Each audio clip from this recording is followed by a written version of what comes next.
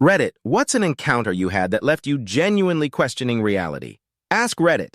I was driving home late one Tuesday night, probably around 2 a.m. after a long, draining shift. The highway was completely deserted, just me and the low hum of my old Civic on the asphalt. About 20 miles from my exit, I saw a figure on the shoulder. It was an older woman, standing perfectly still under the single flickering streetlight, clutching a small, worn valise.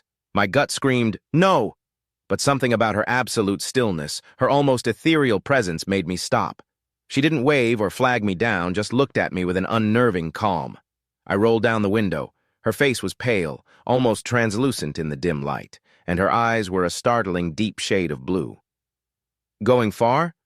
I asked. She just offered a faint, gentle smile. "Just down the road a piece, past the old oak." I knew the oak. It was another 10 miles, a pretty lonely stretch.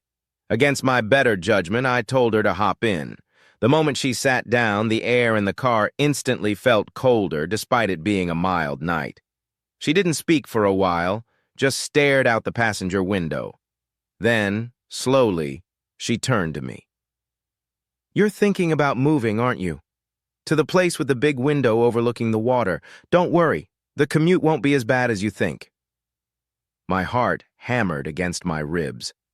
I had just been offered a job in a different city with an apartment that perfectly matched her description, and I hadn't told a single soul, not even my closest friends.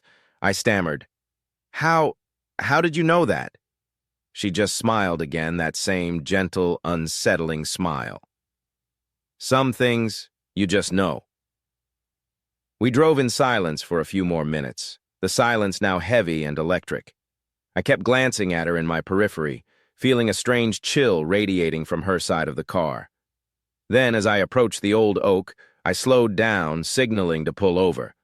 I turned to tell her we were almost there and the passenger seat was completely empty. The door was still closed, the seatbelt latched, but she was gone. No sound, no movement, just gone. I slammed on the brakes, my heart pounding a frantic rhythm against my ribs, and just sat there, staring at the empty seat. I checked the back, the trunk, everything. Nothing. No one. I drove the rest of the way home in an absolute daze, and to this day, I can't explain it. I took that job, moved into that apartment, and the commute wasn't bad at all. But every single time I drive past that old oak, I still feel that inexplicable chill.